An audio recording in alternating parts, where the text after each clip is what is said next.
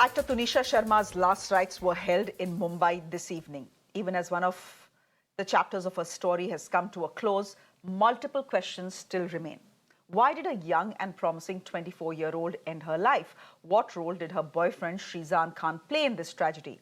And what was her mental state leading up to her death? Let's start with the latest developments of the day. Tunisha's body was handed over to her family around afternoon, after which they were transferred in an ambulance to the cremation ground. A lot of her co-stars and friends were in attendance today. So was the family of Sheezan Khan, who is being accused of abetting Tunisha's suicide. On the investigation front, not much has happened. Police officers say Sheezan has changed his statement multiple times. They have also started videographing this interrogation so that his statements cannot be retracted. Reports also claim that Sheezan broke down during his questioning on Monday. The cops are currently focused on two angles.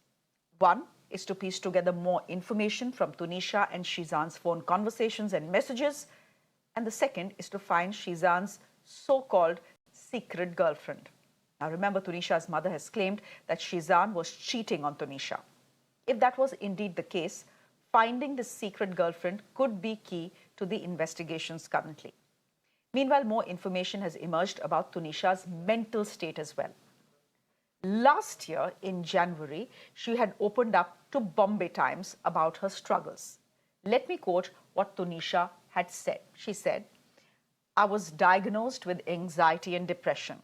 While I started medication, I had turned into a zombie. I hated going to work or shooting on the sets of my TV show." So clearly, Tunisha was going through something. The question is, did she ever recover from that low point last year? Or did that depression persist and push her to the verge of suicide? Let me go straight across to my colleague, Radhika, who is joining us live. She was, in fact, reporting from outside the crematorium at Mira Road, where the last rites for Tunisha took place. What a terribly tragic day, Radhika, it has been for everyone, I think, not just for Bombay's TV industry, but even for Tunisha and to some extent Sheezan's family as well. Why is the police saying, today is the second day of his questioning, why is the police saying that Sheezan is constantly changing his statements? You know, as far as the police is concerned, of course, this was a tragic day, you know, as far as the entire TV industry is concerned. The fact that a 20-year-old girl took her own life, of course, no suicide note at all. Abetment to suicide is the case, which is why Sheezan has been arrested. Now, as far as police investigations go, what they're trying to now do is to have a make this a watertight case, because it's abetment to suicide, and abetment to suicide is something that cannot be easily proven. So the police have to establish, or rather find evidence to establish that Sheezan indeed instigated, Tunisha into taking that extreme step. He, in fact, provoked her or pushed her or drove her into taking this extreme step. So therefore, several evidence has to be collected, concrete evidence has to be collected in order to prove abetment to suicide, which is why this questioning has been going on for a long time. Several people, not just Sheezan, of course, his statements is being recorded even as we speak, but several people connected to the industry, several friends of Tunisha as well as Sheezan are being questioned to understand the circumstances leading up to the death, what the nature of their relationship was. Was she under some sort of strain? Was she tortured? Was she ill-treated, and so on?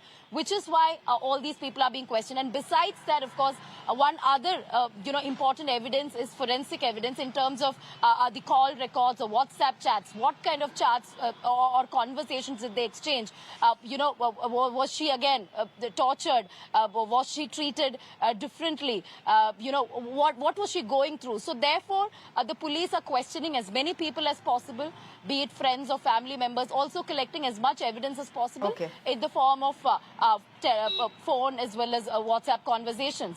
So therefore, yes, we'll have to wait and see what can be revealed, because abetment to suicide has to be proven. It has to be proven that it was indeed Sheezan's actions that led her to take this extreme step. So it remains to be seen what other disclosures will be made in the days to come as far as this tragic death of Tunisha is concerned. Okay. we leave it there for the moment. Radhika, thank you very much.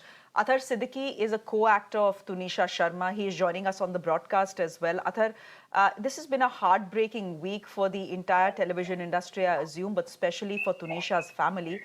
You've heard what Tunisha's family is claiming. They are saying that, it is her boyfriend, her former boyfriend, who actually should be accused of abetment to suicide. In fact, he's currently being questioned by the Mumbai police as well. Is that what you believe as well? I can't say anything about this because she's a mother. She knows her daughter more than me. Uh, Obviously, her daughter has said something to her, something very personal to her. She must have shared something to her. That's why her mother is accusing Sheezan about all of this thing. Because on the set, I have never heard any kind of stuff like this that Sheezan is not treating her well or they are having some kind of different conversations like he's not treating her well kind of a thing. So I must say, whatever her mother is saying right now in the current situation, she must be right from her end. Actually, if we see the situation, both families right now before the verdict, both are suffering, whether he is innocent or not. That will be proven after.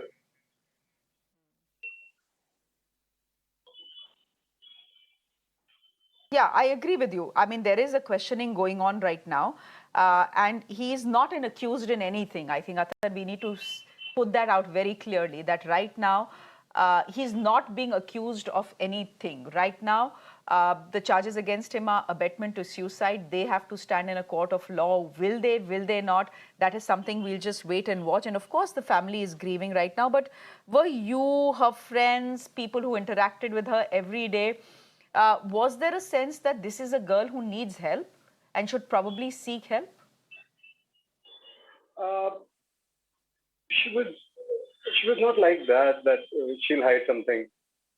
She openly speaks because whatever I have felt about her while speaking to her, while having a good conversation with her, a longer conversation with her, I've never felt like this before.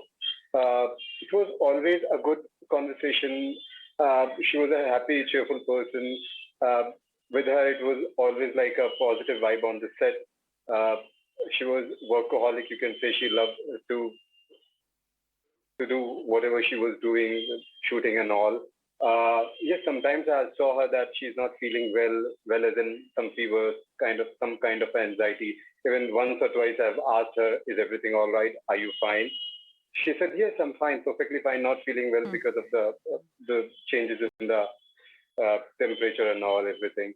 So I said, something you want to say or something you want to share? She said, nothing, everything is fine. Then we used to have a normal conversation, what we were discussing about how you entered in the industry, how much you have sacrificed, how come you are still doing so good, and what you have done last and that about me and about her. So it was this kind of a conversation usually happening between us. Okay, Athar, we'll leave it there for the moment. Thank you very much for joining us on a story that is also, I would say, a cautionary tale for many young people in this country. Thank you very much.